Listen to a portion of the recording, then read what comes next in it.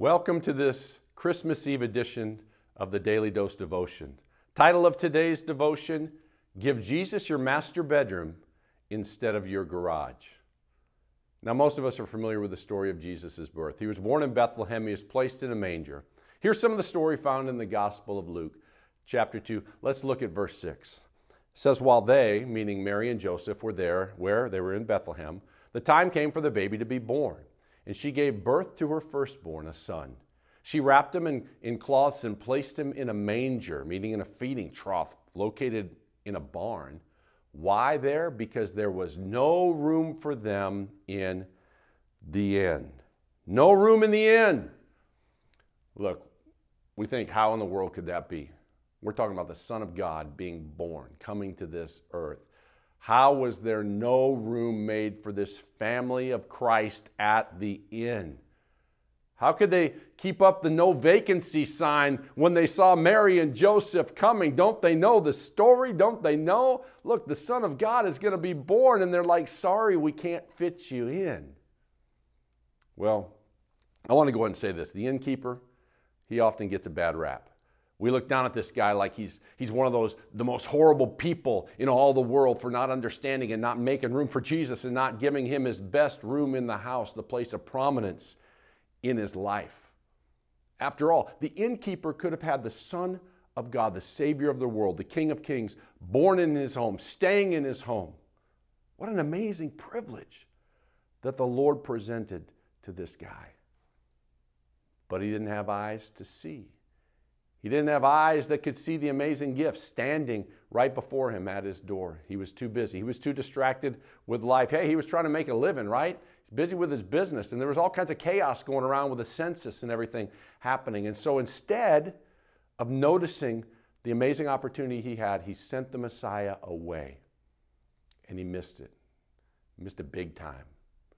And so Jesus was given a place in the barn. It would be like giving someone our garage for the night. And let's be real. Most of you don't even keep your pets in your garage. But come on now, like the innkeeper, many Christians are only opening up to the Lord their outer places, really the barns, the garages, the sheds of their lives, because their lives are too full of other guests, of other stuff, of other priorities. And maybe this has been you. Maybe Jesus hasn't been getting your first and your best. Maybe you often give Jesus your leftovers. Maybe you often push him out into the garage. But we don't have to continue to live this way. Today's a new day. Today is a new day. We don't have to continue to miss out on the wonder, the mystery, and the glory of his presence. We can have him front and center in our lives. Wow. Isn't God good? You know, in many ways, I'm thinking about this nation a lot lately, obviously. And I fear that this nation that once made room for the king has lost sight and decided that we just don't have room anymore. And I say, no more can we allow this to happen. Jesus is the King of all kings, the King of kings. And therefore, he's the King of this nation too. And so I say we will give him the place of honor once again. I want to declare that even prophetically with a declaration of faith that we will, by God's grace, give Jesus the place of honor once again in this nation. And so, it's Christmas Eve. And we celebrate Christmas. We celebrate the reality that the Son of God stepped down from his place of glory in heaven. And he made room for you and me. He made room for us for all eternity to be with him. The King of the universe humbled himself. He became a man. He was born a baby in a stable, a barn. He made room for us. So as we celebrate this reality, I believe Jesus is saying to us, here I am. I stand at your door right now and I knock. Revelation 3:20 says that. I believe he's saying that to you and me right now, today, fresh, like we're the innkeeper and he's standing at our door and he's knocking. Today, Jesus is standing at the door of your heart. He's standing at the door of your life and he's bearing gifts for you. He's offering love, joy, peace, freedom, forgiveness, salvation, and eternal relationship with him.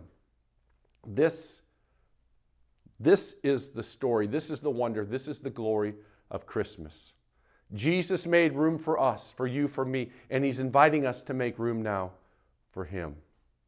And when we do, He's promised to come to us and make His home with us, as He promised in the Gospel of John 14:23. So come on now. This Christmas Eve, this Christmas season, today and every day, let's make room for the King. Let's give Him our first and our best. Let's make room for Jesus today and every day of our lives. God bless you, and Merry Christmas Eve.